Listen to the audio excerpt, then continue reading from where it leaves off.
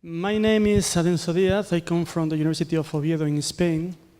And as one of the previous speakers, I am not either a food scientist, but an industrial engineer. I think this is a proof that this field is multidisciplinary in its nature. So I think it's a good experience to be here.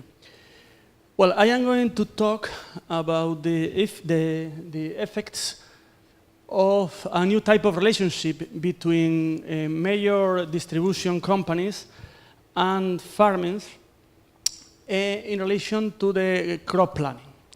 This problem, in fact, was brought to us by the largest Spanish supermarket chain, Mercadona, which has as much as 50% of market share of groceries in Spain. So it's a big company and quite innovative. Well, I will try to fit to the 10 minutes, but I'm going first to talk something about what is the nature of the problem. I will present the specific case that motivates us to work in this problem, the model that we have made for solving it, and the results of an illustration. We are still working in the real, in the real environment. Well, of course, all related to agriculture, I think is very important from all point of view, mainly because this is a basic function for the humans to receive all these products.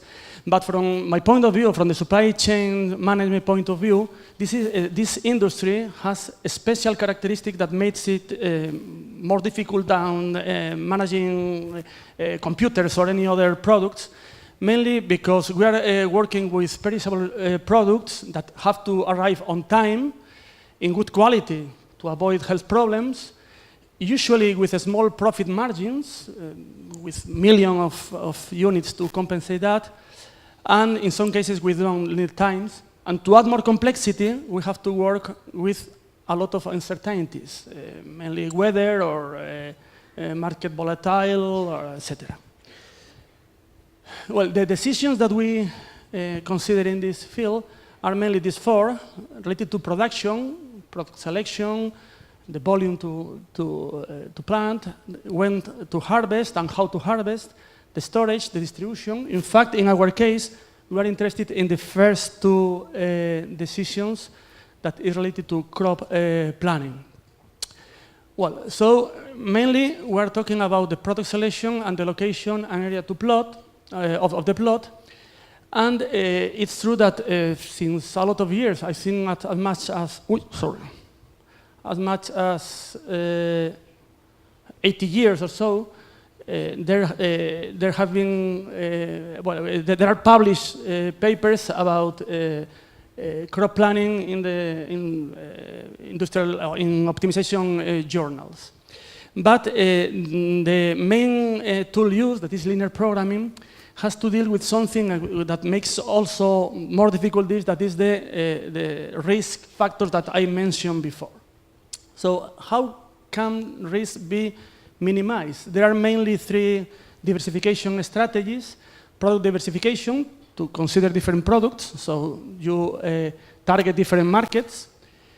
The geographic diversification, to plant in different plots, so if there is a weather problem in one plot, you can obtain products from another, and the cultivar diversification. In our case, we are going to consider the geographic diversification because this is the problem that was proposed to us. Well, so what is the traditional way of how this market works? The farmers usually, they decide individually what to plant, and the distributors, the supermarkets, they have to go to the market and try to match this. This is a problem for farmers and for supermarkets because the farmer doesn't know exactly what will be the price, for instance, and the supermarkets perhaps they cannot get all the products that they need. Well, this is a problem also in general, not only in agriculture. So since some years ago, there are some methodologies that are promoting the collaboration between the client and the supplier. Well, there are different ways of seeing that. But if we are able to do this in farming, what we will have? We will have a farmer that, who will know exactly what he needs to get, and a supermarket or a distributor that will be sure that he will receive the product that he needs to sell to their clients. So if we are able to do this, crop planning is going to change, because it's not anymore what to plant and how to plant, or how much to plant, as I said before. But it will be when to plant, where to plant, and when to harvest in order to fulfill the demand that this supermarket is asking you. So our problem now, from a mathematical point of view, will be that we have different farms, each one divided in plots. We have different products of different families. We have a deterministic demand for each product each week in the future, how many kilos the supermarket wants to buy. And finally, we have, based on studies performed in the fields, for each week of the year, if you plant a specific product and you harvest 14 weeks later, for instance, what's the yield expected in that case? So we are working with a deterministic problem that in the field of industrial engineering is well known for many years ago. So now we have all the tools to do a perfect planning of the crop. So now the problem is to decide for each week in each plot how much to plant of a product to be collected some weeks later. The effect of this is that the spoilage will be reduced, because you can control how much produce you will collect at the end. And the objectives of this planning should be two. First, to minimize cost. Always the cost minimization is interesting for the companies. But also, in this case, the condition is that the supermarket wants to receive at least the amount that they need to sell to their customers. So it's also necessary to plan the minimization of the risk. For the reason I mentioned before, the geographic diversification. Okay, there are some additional constraints that I will not enter here in details, but for instance, you cannot plant more than one product in one plot, and so on. Well, how do we model this?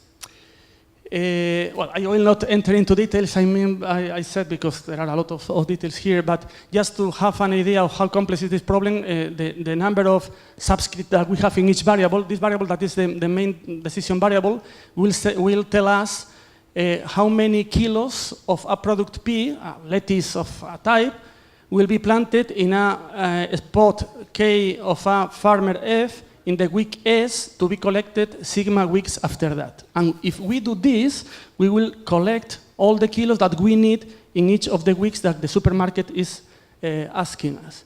The objective function will be, first of all, the minimization of the cost, irrigation cost, harvesting cost, and machinery cost. And there are a lot of constraints that will guarantee that the solution has a meaning. For instance, we need to fulfill the demand. Only one produce could be in one plot. Well, there are regarding fallow, machinery available, and so on. So if we solve this model, we will know what to plant, as I said, to fulfill the demand with a minimum cost. But I said that also what is important for the supermarket is to be sure that they will receive all the kilos that they want. So we need also to consider the minimization of the risk. That means the geographic diversification. This will be a second level in our objective function, and in this case, it's just to maximize. In our case, we measure the minimization of the risk as the maximization of the distance between the plots where we have planted a specific product. So if we plant one specific product far, one from the other, we consider that the risk of not being able to collect all that we have planted is minimized. So this will be the second objective function, and what the idea is that first we will solve the model minimizing cost. So we will know how to plan minimizing cost, and once we know what is the minimum cost for delivering all the products, what we are going to do is accepting a percentage in the increase of the cost, trying to minimize or reduce the risk. This will be done with this constraint, where the new cost will be less or equal to the minimum cost times a parameter that we're going to increase. When going to the illustration, in the illustration, this is a small illustration. We just 4 farms, 5 plots per farm, 4 produces, and, well, some other details there. And what we got is this. We see that when we minimize the cost, the solution will be this. This is the minimum cost with some specific planning. And later, what we're going to do is to allow an increase in the cost and try to minimize the risk. So if we increase, for instance, at 20% the cost, the minimum cost, we see that the risk is reduced. So paying at 20% more, we will be more sure that we will get the products. With a 10%, we reduce, for instance, the risk in a 20%, and so on. So we see here that when we increase the cost, we can reduce the risk. And later, it's up to the company to decide which level of risk they want and what much cost it would imply. Just to ending up, what we have done is to propose a hierarchical model for crop planning under these specific agreements that I said that are going to be defined among big companies, with 2 objectives: the minimization of cost and the risk, also reducing the spoilage that now is a social problem, not a good image for a company to have agricultural spoilage. We have carried out some previous experiments, and the results are in line with our expectations. What's happened is that this model, to be solved in a real environment, is not just for products, as I mentioned. This company has, I don't know how many, perhaps 40 at least in this company, and a lot of periods and so on. The optimization tools available are not good enough for offering in a reasonable period of time a good solution. So now we are developing another optimization tools, mainly of a meta-heuristic type, in order to be able to solve the real problems that the company proposes to solve. And that's all from my side. Thank you for your attention.